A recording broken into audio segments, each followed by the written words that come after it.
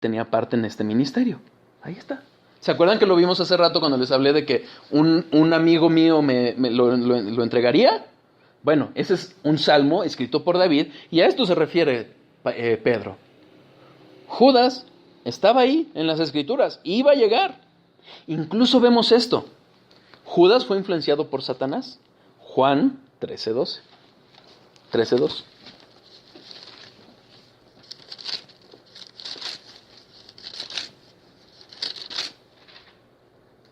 Y cuando cenaban, como el diablo ya había puesto en el corazón de Judas Iscariote, hijo de Simón, que le entregase. Ahí está. Incluso la fuerza, la influencia satánica. Conociendo toda la soberanía, bueno, no toda porque es imposible, pero lo que hemos tratado de conocer a través de la palabra, sabemos que incluso esa influencia de Satanás fue por permisión de Dios, como sucedió en Job, como lo vimos también en el caso de Pedro, que Jesús le dice, oye, Satanás pidió permiso para zarandearte. Pero ahí está Satanás. Incluso Judas fue poseído por Satanás. En el mismo capítulo, versículos 26 y 27.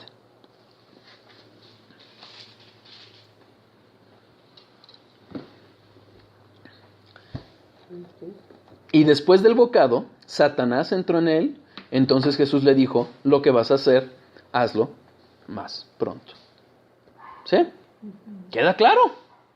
¿Cómo está ahí justamente la responsabilidad, la influencia de Satanás y cómo estaba predeterminado? ¿Se acuerdan?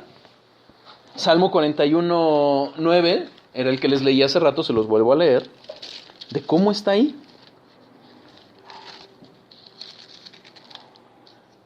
Aún el hombre de mi paz, en quien yo confiaba, el que de mi pan comía, alzó contra mí el calcañar. ¿Ok? ¿Queda claro cómo está Judas ahí? Entonces, ¿es responsable? Porque, ¿saben? Hubo un tiempo, bueno, todavía está en cierta boga, el supuesto evangelio apócrifo de Judas. ¿Ok? Porque alguien aseveraba, no, es que sí sobrevivió. Yo cuando estaba en el mundo, en mi lógica humana decía, pues es que claro, finalmente pues es que tenía que pasar lo que tenía que pasar. Y generalmente eso es lo que pensamos. Ya vamos a ver, primero Dios, que el pecado, el sufrimiento, la tentación tiene una finalidad en cada uno de nosotros. Pero ahorita no entremos en eso. Pero entonces, ¿cómo es que es responsable? Bueno, si nosotros estudiamos bien, de hecho si nosotros vemos este desarrollo de la última cena, cómo ya había puesto Satanás en el corazón de Judas que entregara a Jesús, vemos también cómo pues, los discípulos dicen, ¿qué onda? Oye, pues ¿quién te va a entregar, no? No sabían, era de los suyos. Incluso, si me apuran tantito, hasta pareciera indicar que el mismo Satanás no sabía qué él iba a hacer. Tentaba a todos. Eso viene de mí, lo aclaro. ¿Pero por qué lo digo? Porque fíjense cómo dice. Entonces recostado cerca de su pecho, el de Jesús le dijo, Señor, ¿quién es? Respondió Jesús, a quien yo diera el pan mojado, aquel es. Y mojando el pan, lo dio a Judas Iscariote, hijo de Simón. Y después del bocado, Satanás entró en él. Entonces pareciera que fue ahí, esta es la clave, vámonos. Pareciera, ¿no? Sí. Pero, ¿qué pasa entonces? Bueno, ¿era Judas una perita en dulce? No. Juan 12, 4 y 6.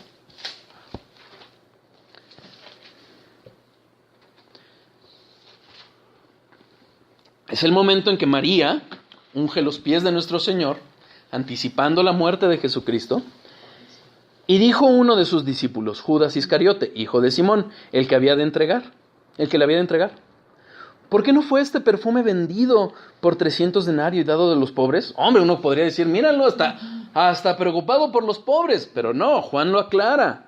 Pero dijo esto no porque se cuidara de los pobres, sino porque era ladrón. Y teniendo la bolsa, sustraía de lo que se echaba en ella. Antes de que Satanás hubiera puesto en su corazón es actuar antes de que lo poseyera, ya vemos la maldad de Judas. Judas traía su agenda propia. El Iscariote fue una secta y querían una especie justamente de revolución en contra del mundo romano. Él traía su agenda, era lo que quería, así como el resto de los judíos que estaban gritando junto con los sacerdotes, crucifíquenle, crucifíquenle. Él era así. Él era así. Entonces ahí vemos, sí, ahí está la soberanía, pero también está el hombre. Y está la maldad del hombre. ¿Queda claro? ¿Sí? Lo tenía que tomar. ¿Qué pasa con los falsos maestros? Tan en boga hoy. Dice Juan 1, primera de Juan 4:1. Hijitos, cuidaos de los falsos maestros, porque no todo el que habla de Dios proviene de Dios. ¿Qué pasa con los falsos maestros? ¿Qué pasa? Dios los manda. Segunda de Tesalonicenses 2, 11 y 12. Por esto Dios les envía un poder engañoso para que crean la mentira, a fin de que sean condenados todos los que no creyeron a la verdad, sino se complacieron de la injusticia. ¿Cómo? ¿Cómo? Bueno, incluso vemos que es Dios mismo el que los engaña. Ezequiel 14:9.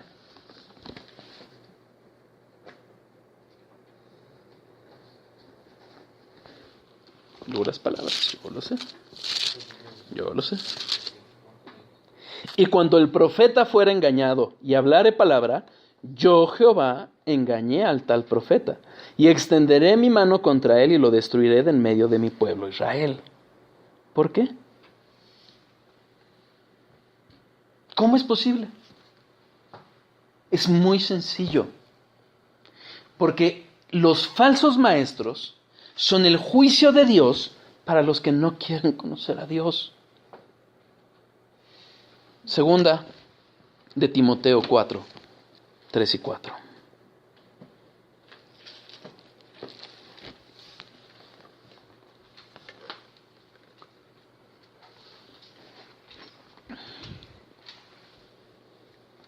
Porque vendrá tiempo cuando no sufrirán la sana doctrina, sino que teniendo comezón de oír, se amontonarán maestros conforme a sus propias concupiscencias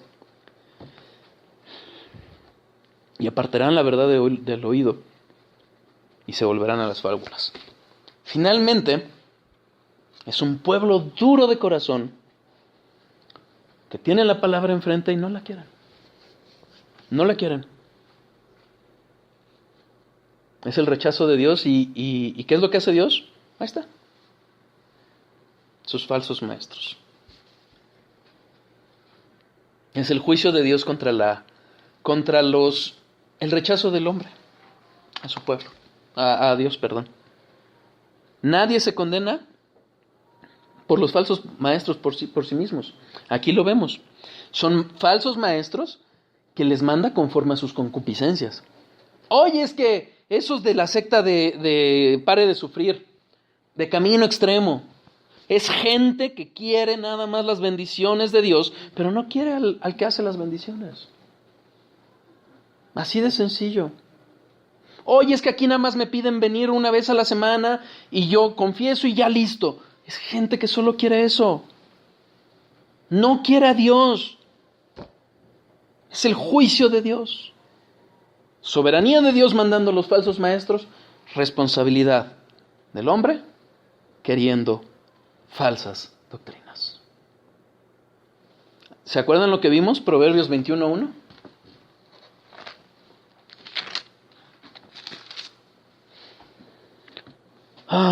Como los repartimientos de las aguas, así está el corazón del rey en manos de Jehová.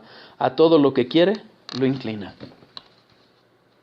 Hermanos, la doctrina de la soberanía con la responsabilidad del hombre es, para mi humilde parecer, imposible de entender para nuestro cuerpo carnal. Pero está. Ahí está. El hombre es un corazón duro y lo vamos a tratar de entender como está revelado, pero la soberanía de Dios también está. Ahí están las dos. Sí, porque Él te manda señales, por ejemplo, en una amistad, ¿no? Sí, claro. O sea, el foco rojo de que no tienes que juntarte con esa amistad. Sí. Y si en cambio tú dices, las ignoras. Exacto. Exactamente. Veamos cómo lo expresa nuestro Señor Jesucristo. Juan 3. No sé si se acuerdan, hace como 2 estudios o 3, les pedí que leyeran Juan 3. Digo, analizarlo a fondo, hermanos, rebasaría no solo un estudio, sino como 30 estudios, ¿ok? Entonces, sean indulgentes conmigo. Pero quiero que veamos una cosa.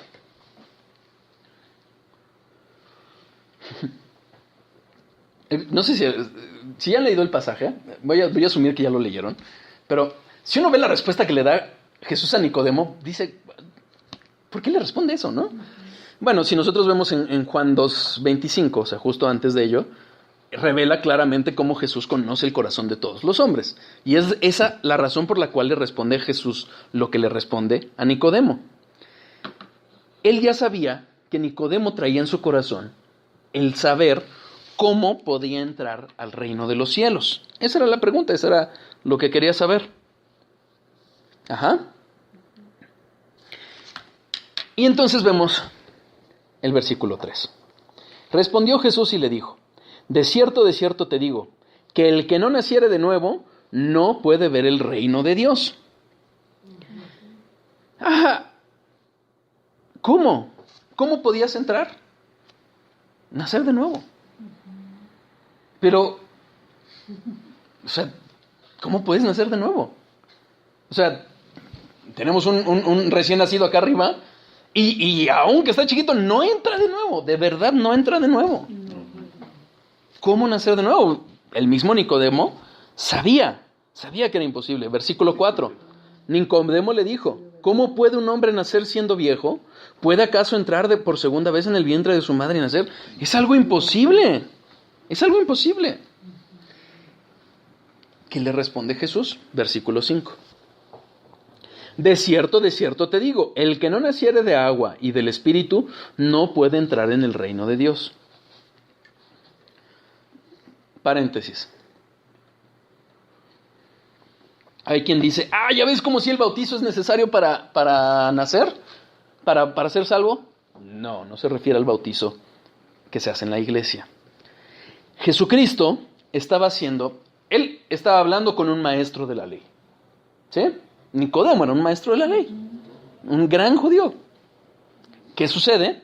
Él está haciendo una referencia a lo que nosotros hemos visto a lo largo de hablar de la responsabilidad del hombre. La profecía de Ezequiel 36. Déjenme un papelito aquí y vamos a Ezequiel 36, versículos 25 y 26.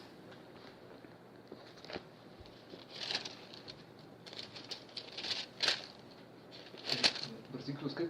25 y 27, perdón. 27.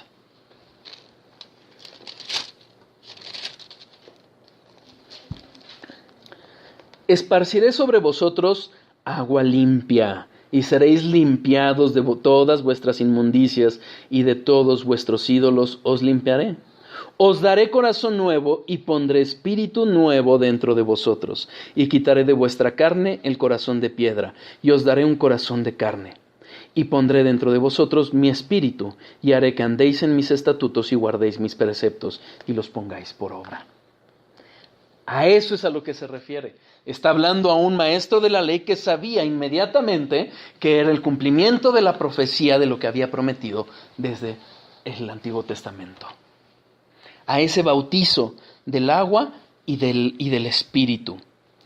Él ya sabía que se refería al nuevo pacto que vendría.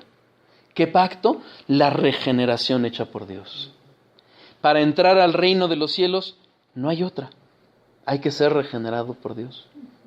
¿Qué pusimos nosotros para nuestro nuevo nacimiento, para nuestro nacimiento de carne? Nada. Ni te preguntaron si querías venir. O sea, ahí estás, vámonos. Es exactamente lo mismo con el nacimiento.